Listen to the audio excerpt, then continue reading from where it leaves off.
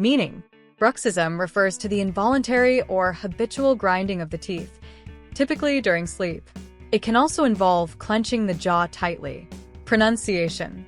Bruck rhymes with truck. Sis, like the word sis. Sounds like the end of rhythm. Origin.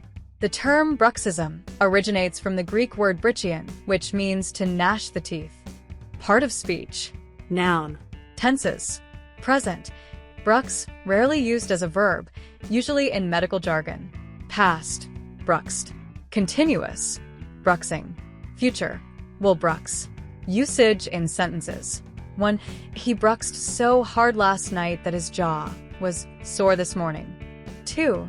The dentist warned her that bruxing every night could lead to dental damage.